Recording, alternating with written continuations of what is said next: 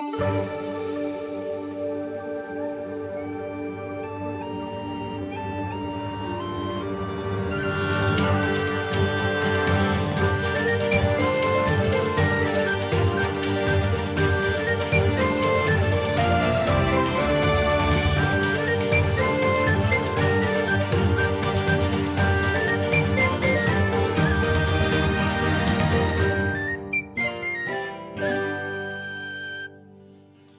the edge of the desert, a sanctuary was built around a koi pond, fed by water that flows from a conch shell. Those who are accepted by the fish and drink from their waters are granted expertise in a needed field, the ability to intuit truth, and the title of Iraqwi. In times of great need, a fish presents itself to be eaten.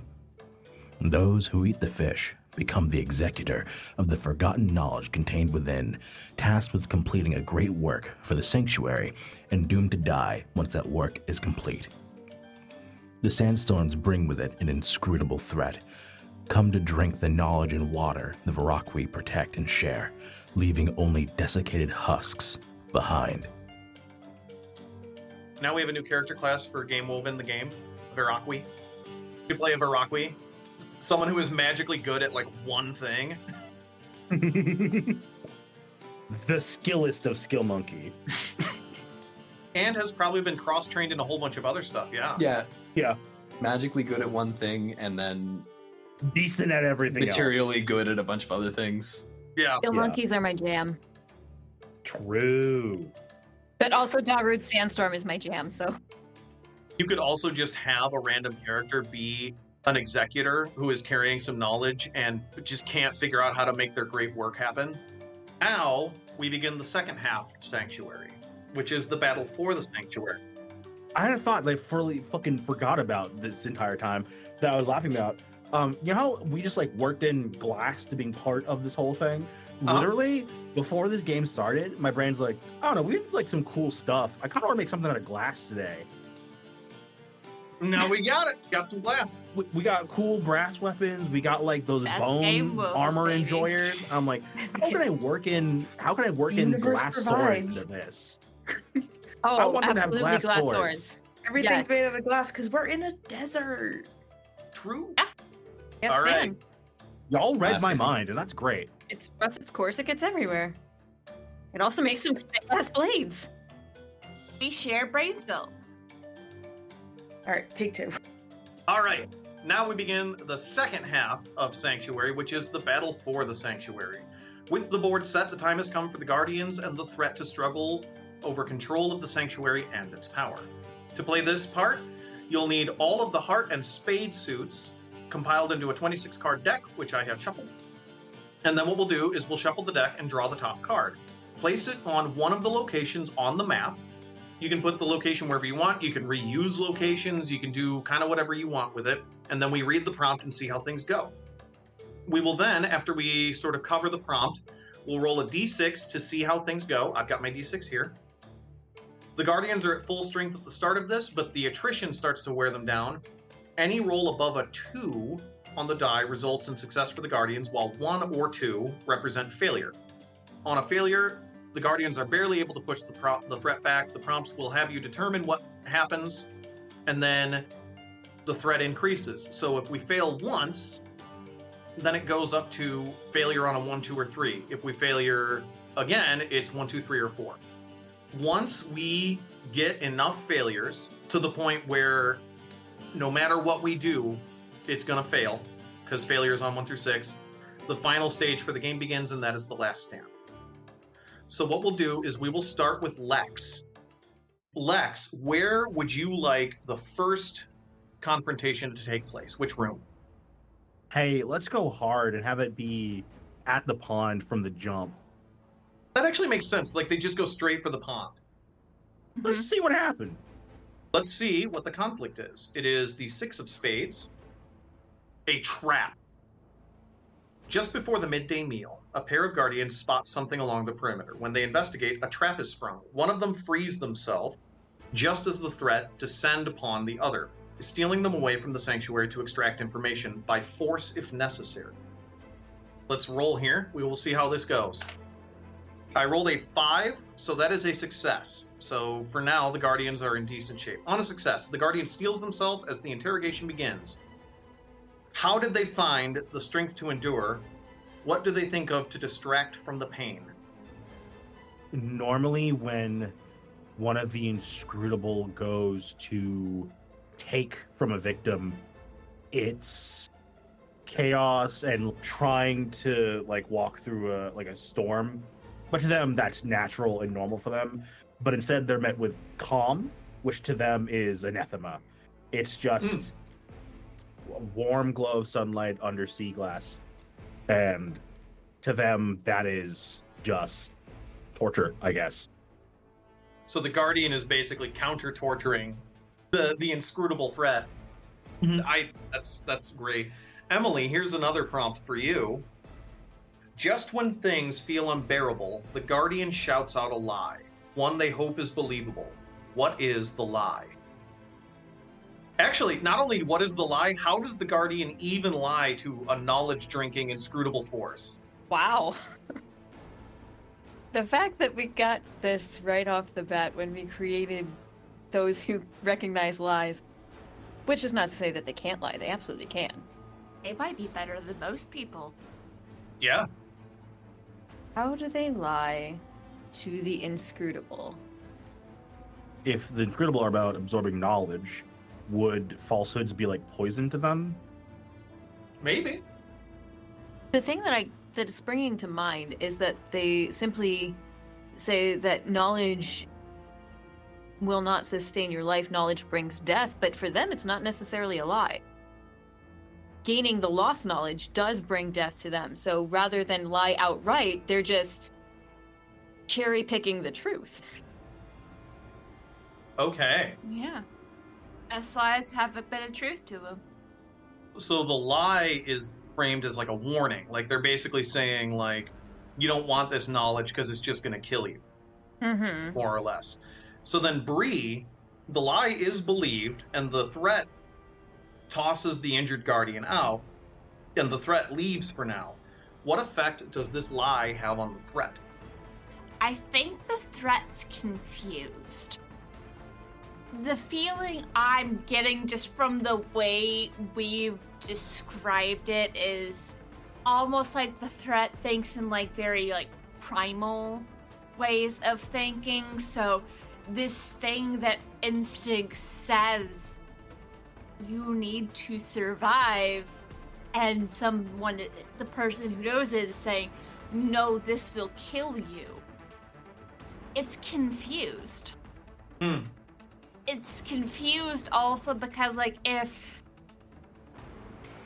some of the Inscrutable were once connected in some way to the Sanctuary, then it would in some way be able to tell that that was true. Right. Oh, yeah. So you have these two opposing truths in your head. Yeah, it's confused. I love that, actually. Let's go on to the next one. This will be Emily's card. Emily, are you ready? The Ace of Spades for Emily. Oh, one of my favorite cards. Yeah. Oh, shit, not for long. Hmm. A treacherous offer. A lone foe approaches the sanctuary, ignoring any command to halt, moving closer until they are mere feet from the sanctuary. They regard the handful of guardians who've gathered and declare that they're not there to fight. They're there to offer a chance to abandon the sanctuary and join the threat instead.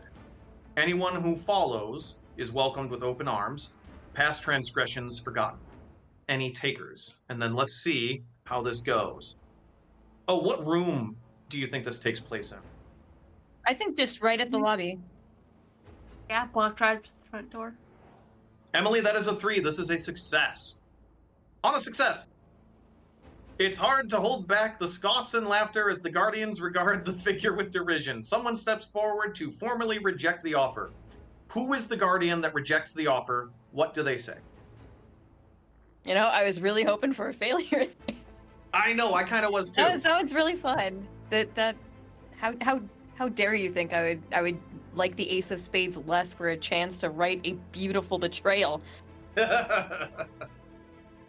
I imagine it's just sort of a matronly guardian almost, one who takes care of some of the earlier potential new guardians who are there. Like, not even necessarily those who have drunk from the water yet, but those who are looking for the opportunity, who are there to learn, just student apprenticeship kind of deal, who just has seen so many people with the haughtiness of this creature come to the door and make demands of them that they just like, no, that's not how this works.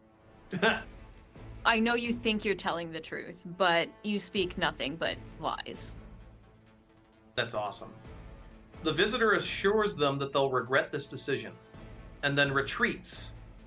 As they walk away, the threat shouts a warning over their shoulder. Bree, what is the threat? What is the threat that, or what is the warning that the threat shouts over their shoulder? Got it. You may think you know many things, but we know how this place will end. That's tight. Bree, it is your card next. The Two of Spades. Infiltration.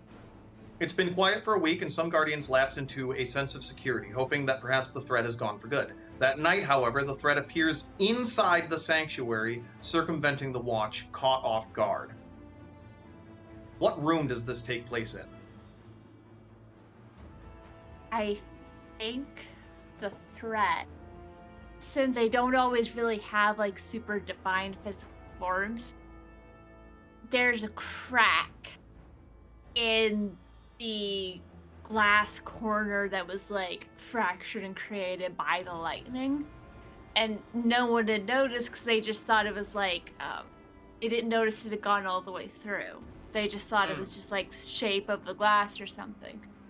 One's been slowly trying to work its way in, and it came into this room, and there's a fish right there waiting for it. Ah, I dropped my die. That is a 2. So that is our first failure. It gets the fish. Oh no. It's worse than that, actually. Taken by surprise, the Guardians struggle. The threat have the upper hand, relentlessly advancing.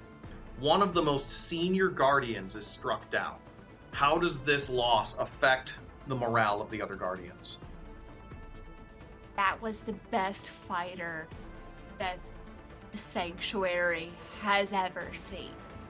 The best fighter, the best strategist. As hard as it is to learn everything about the Inscrutable, they have been able to glean some things and hold on to it. But now they are completely desiccated. They're gone, and that's terrifying, because what can the Inscrutable do with that knowledge of battle and tactics? Meghan, though first to fall, this person who is their top fighter is not the last. How many Guardians are killed, and what finally drives off the threat? My snarky answer is always more than 8, but I don't think it was more than 8. I want to say 6. Not a huge amount, but like enough that like it's a hit that was felt, especially since, as we've established, like a lot of these Guardians, they're not all warriors, they're not all soldiers, like they're craftsmen and teachers and Performance artist. performance artists. Like there are soldiers and fighters, but they're not all that. But the ones who rose to try to push back the threat all were. So losing this amount of Guardians from the soldiers, like that is a hurt that is felt. Like even losing 1 or 2 would have been a pretty heavy blow to feel. So having lost 7 in all, including the most senior guardian who is struck down first is a really heavy toll to pay. And I think what finally makes the threat leave is the sun starts to come up. Ooh. And it's something that a lot of the guardians haven't seen in a while, because they don't come to this place, because the sanctuary's power isn't strong here. And that's probably what later, when they're talking about what happened during this fight, is what they'll blame, is that the sanctuary's power is not strong here. And they were outnumbered and their powers weren't as strong. But as soon as they were able to see the sun like cresting over the horizon for the first time in a while, like being in this space, it gave them this surge of power that gave them like that last push that they needed to drive the threat out, just for the time being. Not enough to beat them with any decisive manner, but just enough to push them back, to buy them time to mourn who they lost and to regroup for the next time. Yeah, that sucks. Not what you what you said was beautiful and powerful. That sucks for them. We've reached the sad portion of the game. Yeah. Oh boy. Wonderful. Yeah, this is rough. They lost 10% of the assembly. Yeah, Yeah. and all of their best fighters. That's pretty dire. All right, Megan, it is now your prompt. The 5 of Hearts. Oh shit, yeah. Let's This go. is one of my favorite ones. Discordant Whispers. Ooh. I think this is I want this to be in the garden. You want this to be in... Okay, this isn't... Oh, yeah, perfect. Oh, yeah, it's definitely... Okay. It began as a quiet whisper in the garden, slowly growing in volume over the course of days until it reached a nearly unbearable volume, the sound of multiple voices speaking at once in an incomprehensible cacophony. The Guardians search high and low, scouring everywhere for the source of the noise to no avail. After several days without peace and quiet, the Guardians gather their resolve and frustration for one final push. They're going to stop this once and for all. On a 1, 2, or 3, we fail now. That's a 6. So they do succeed. Hey. On the success, the Guardian scours the sanctuary for the noise's origin, determined to free themselves and the rest of the Guardians from the assault. After several hours of careful searching, they discover the source. What is the source of the noise, Megan? They search everywhere in the sanctuary and nobody thinks to go to the garden. And finally somebody goes in and they find a patch of what looks like freshly turned dirt. And they dig it up and they find inside this haphazard glass sphere that kind of has like a gyroscopic mechanism inside that's spinning and emitting like this sound. Ugh. That had been buried in the garden. And the Guardians know what good glasswork looks like, because they do that. And this is something that is very haphazardly made. Like, there are cracks in it and it's barely a sphere and this mechanism is spinning inside it, and the Guardian doesn't really know what it is, but knows that this is the source of the noise that has been plaguing the sanctuary. Nice.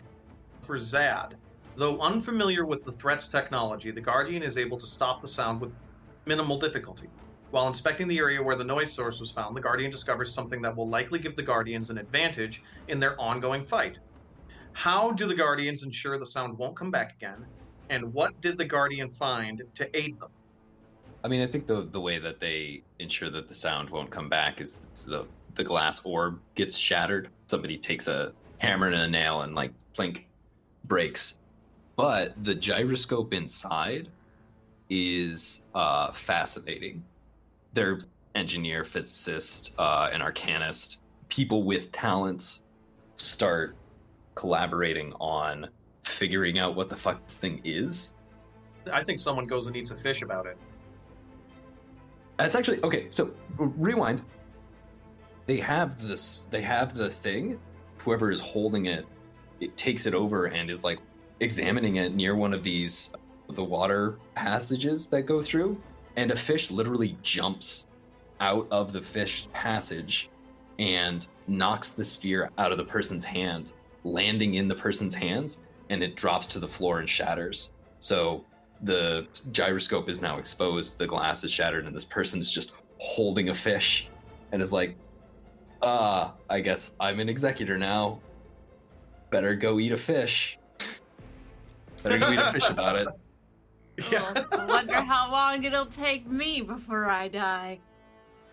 So I'll start writing a letter to my mom, let her know, not gonna be home for dinner. Yep, because I'm gonna be full of fish knowledge. Love this knowledge fish. Let us proceed with the next thing that goes wrong. Zad. Mhm. Oh, yeah, baby! The Six of Hearts, an assassination. A night patrol spots a black-clad figure moving through the sanctuary. A pursuit begins, but it's hard to track the intruder in the darkness. The Guardians spread throughout the sanctuary, searching it all over. Moments later, a cry of alarm is heard from the quarters of one of the most senior Guardians. The threat has found them, and they may already be gone. Oh no! And I'm not going again. to throw some stakes on here. This is the matron from the very first. So this is the old woman that sort of trains the acolytes. And I'm going to throw it here. That's a 2, baby.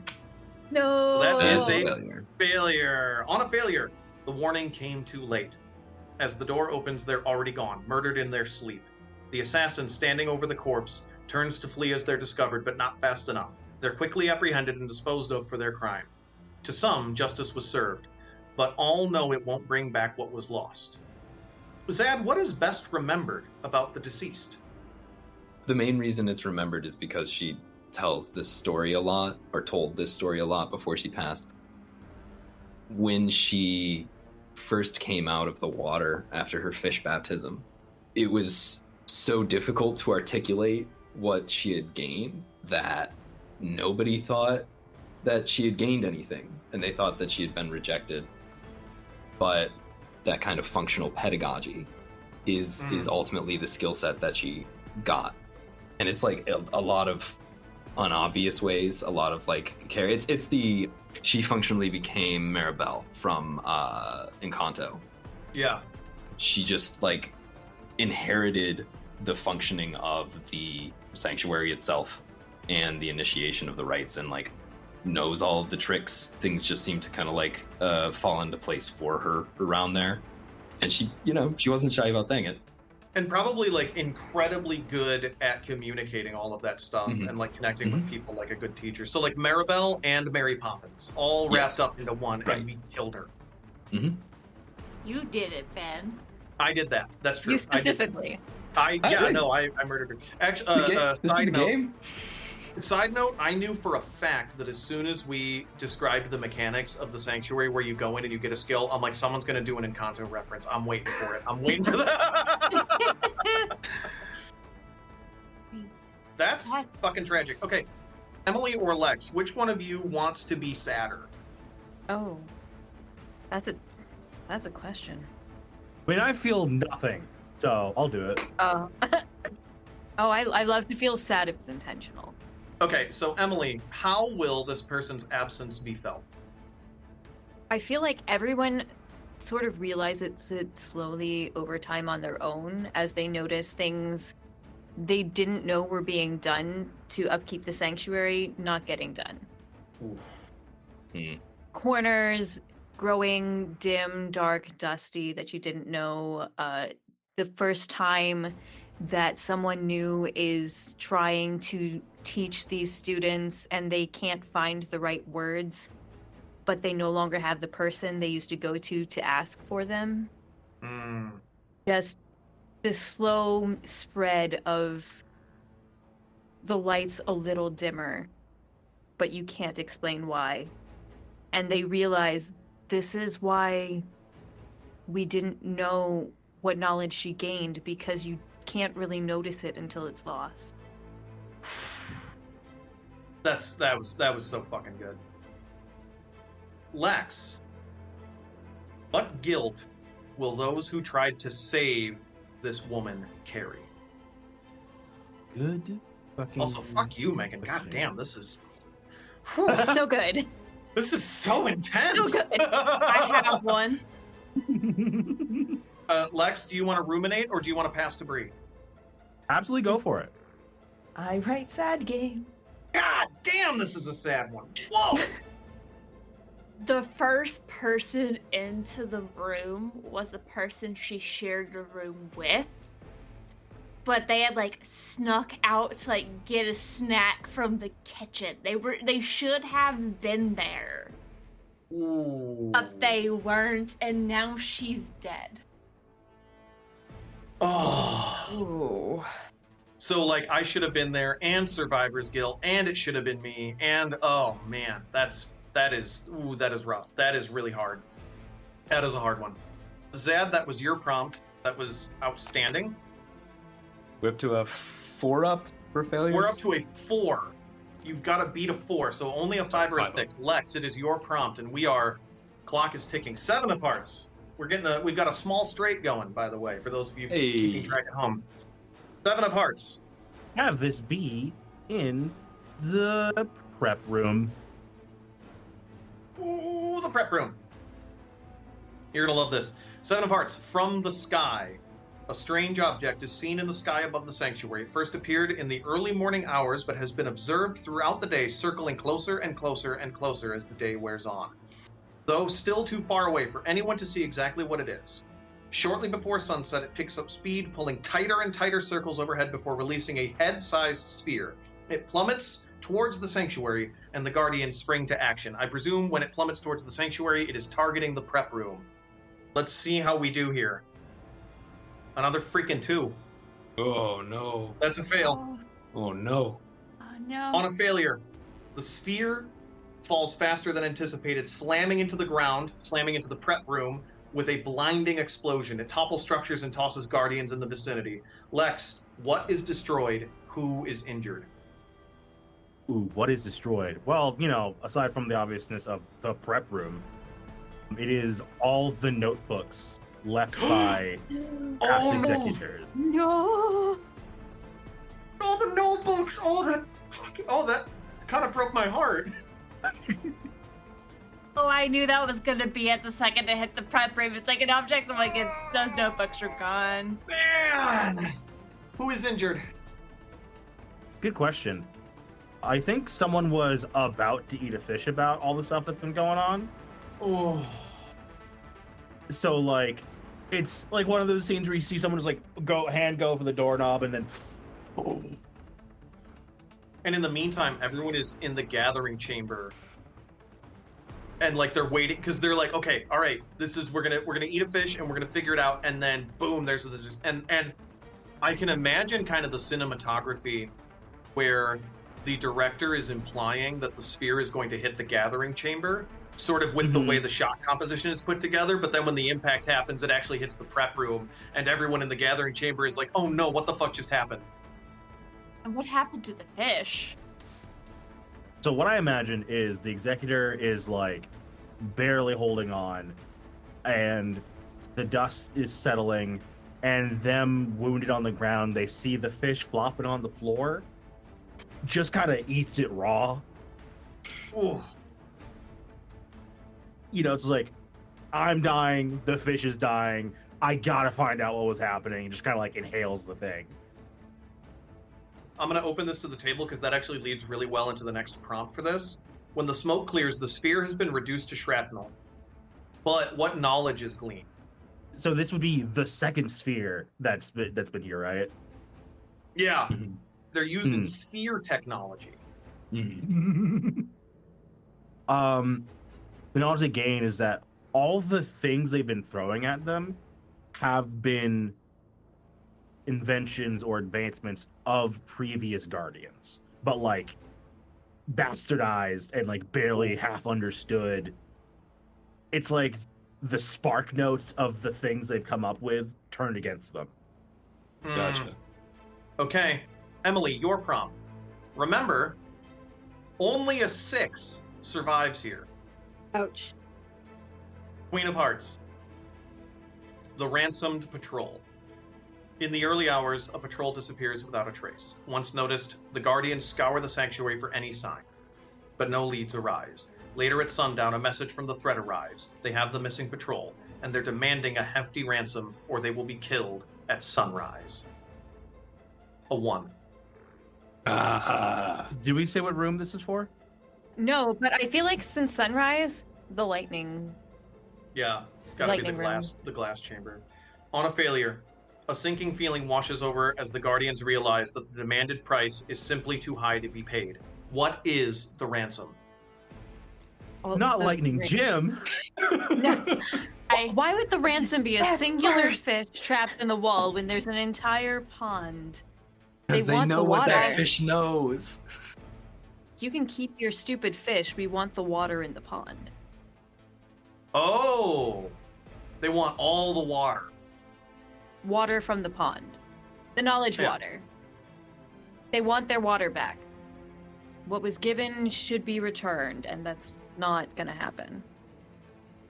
Hey, this is where the fish live. The Guardians wait together, sleepless until morning, their thoughts with their comrades in the hands of the enemy. Some argue the ransom needs to be paid, but the majority agree it's unfeasible. And those captured would agree. The sun rises in the distance, and by midday it is known they are lost forever. What is done to honor the memory of those taken? I wonder if maybe it's they go into this sea glass room and do like a party or celebration of life in their honor in a way. So it's like they gather together. What you did for us is not going to be forgotten. Can I throw something on there, make it a little sadder? Mm-hmm. I think this is traditionally how they celebrate Guardians that have passed on, and Executors when they pass on as well. But it feels like this one feels really hollow, and people have a really hard time going through the motions because this one hurts. This one's really bad. Because then they know the knowledge wasn't used. They know it was lost instead. Well, and they feel like they failed them, and they can see how bad things are getting, and it's like, why are we even here? Mm-hmm. I wonder if occasionally during this they wander back into the other side of the chamber, where especially around sunrise, just to watch that last sunrise, because they knew that those who were captured were witnessing this sunrise as the last thing they saw. So we will try to enjoy this together in their last moments. And then this is the gut punch. This is the gnarly one.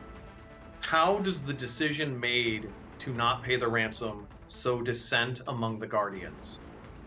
I mean, I imagine some of them just kind of want to give up now at this point, because this is like dozens dead, and like the other 950 who are supposed to show up haven't yet. Mm-hmm. Oh yeah. If having the knowledge can't protect us, then why bother keeping it? Mm-hmm. Yeah. There's already been so much knowledge spread. If these fish are so smart they can save themselves, I'm not dying for this. I'm going to take what I know and I'm leaving. Mm-hmm. Perhaps they start to think maybe the knowledge was lost for a reason. If it was worth remembering, wouldn't somebody remember it? So important, why is it entrusted to fish? In the middle of a desert. Maybe this was never supposed to be. Yeah, there's probably a lot of debates that go on. Yeah, and I sort of like how they take a look at the situation, and some of them kind of see like it is a little ridiculous, and then the whys creep in, and I think a lot of people leave. Mm-hmm. Mm-hmm.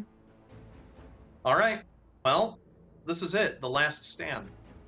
The fate of the Guardians has been sealed. They cannot survive the final stand against the threat. By the end, only one will remain. Roll a d6 and consult the endings table below to determine the final fate of the combat. And if you like, there is the accompanying game that follows this, which is called Sentinel, which does cover that person's story following the fall of the sanctuary. And I would love to if you do a patchwork of it, I would love to hear it. What if we all did our own patchworks of it? 6 separate final people. A 6. The Guardians see the truth early on. Most of them will perish today.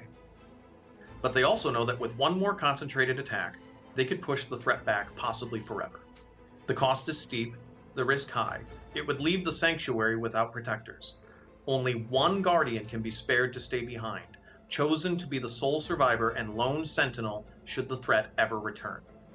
Bree, who is chosen and why? I think of all the people there, probably be the youngest person there. This kid, 12, 13. I also had an idea of like what the cost of succeeding is going to be. You hit me with it, yeah. They have to eat all of the fish to get the knowledge they need, beat back the Inscrutable, but there's one fish that can be allowed to survive, and it's the one that's been trapped in the lightning glass. Yeah, I knew it. That was Chekhov's fish right there. Chekhov's lightning gem. That's not his real name. They leave this kid behind to watch this fish that's been trapped in glass. It's still alive. There's no air coming in. It's still alive. Case of emergency, break glass. So, And it's just lightning him. the rest of the Guardians were the ones who, like, everybody was just, like, grabbed a fish, and then they ran out to have one big final battle with the Inscrutable, and then there's just, like, Lightning Jim and his buddy. I'm imagining a scene where the prep room is destroyed. So one Guardian goes to the pool, and a fish swims up and is like, okay, well, I guess I'm going to eat this fish, and kind of takes it off somewhere and eats it privately, but doesn't cook it or prep it, but just eats it, and emerges from this private place, like, pretty sad, pretty broken up about the whole thing. This is a very somber scene. Like, if you'll imagine a bunch of people, like, trapped in a bunker while there's, like, explosions going on. Like, this is bad. Comes out and says, we got to eat all of them. And then there is, like, this horrible, very sacrilegious moment where they just dive into the pool, and it's like zombies in a feeding frenzy, and they just start devouring the fish, and it's the exact opposite of the reverence that they've been showing to these creatures. You know, it's kind of like these people are reduced to a kind of animalistic survival instinct, just devouring all of the fish, and the magic pool is filled with fish blood, and it's really very, like, it's very sad. Like, oh, we're gonna win this, but at what cost, kind of thing. It's the only way to make sure the Inscrutable don't get whatever it is that they're after. Yeah. Well, you got to imagine that they've discovered some absolutely bonkers powers. So, like, they massacre all of the remaining koi that are in the pond, and just, like, as a mass emerge from the pond, probably, like, trample the garden and flow over the torn glass of the wall and just, like, drop into the desert. And you've got this, like, one kid, maybe, like, the one kid was sort of the last project that assassinated matron had. They were one of her favorites. It's just like, oh, you're going to be special to this place. You're important. Stick with me.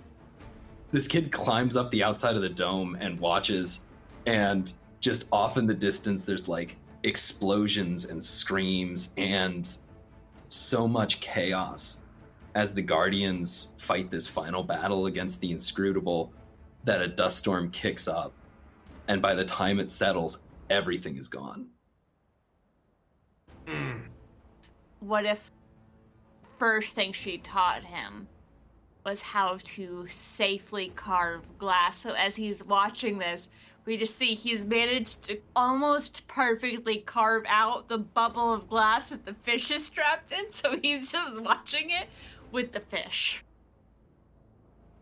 He's removed it in, like, a little glass, like, literally a fucking fishbowl, and is carrying this fish around. I love it. Yeah.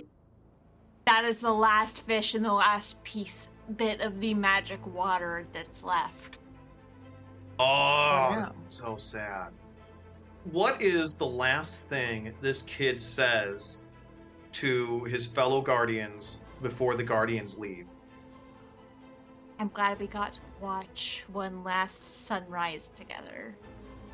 And then, even more tragically, this isn't a prompt in there. I'm calling an audible here because I'm a monster. What is the first thing that he says when the other 1,000 guardians finally arrive to help? Go home. Oh! Remember them. Yeah. And that was Sanctuary by Meghan Cross, everybody. Woo! I was gonna add something more. Oh yeah, sorry. Yeah, What keep you going. got? What you got? Remember, you could have stopped this. Oh, that's Jesus. just mean. That's not true. And that was Sanctuary by Meghan Cross, ladies and gentlemen. A fun party game to bring out, The just to worst kill, in your friends. bring it to family game night. Show it to your mom. She's gonna love it. She loves light games like this. Holy shit, that was, woo! That was intense. Megan's over here like, you've got a look on your face like, ah, shit, I should have warned them. We knew what we were gonna get into. I'm not gonna say that there is a paragraph on the first page saying, hey, this game's really sad and ends very sadly. But there is a paragraph on the first page that says, hey, this game is really sad. We were super duper warned. Oh man. Well, that was outstanding. Thank you so much, Meghan Cross, for coming on. That was Thank a blast. Do you have any parting words that you want to say to our dear listeners before we close her out for the night? If you're ever wondering what you need to do next, just go eat a fish about it.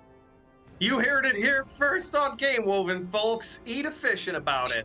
We're gonna put that on a t-shirt. Do not tempt me, Benjamin. Thank you all, and good night. Thank you for listening to Game Woven. Please give us a follow on Twitter at Game Woven, join the Discord, support us on Patreon, and consider leaving us a review on Apple, Spotify, or whatever host you normally use. And a special thank you to Meghan Cross, who wrote the game this week, Sanctuary, and also joined us on the cast. You can find her on Twitter at meghanlynnftw, that's MEGHANLYNNFTW, and on itch.io with all of her games under the same name. Thank you.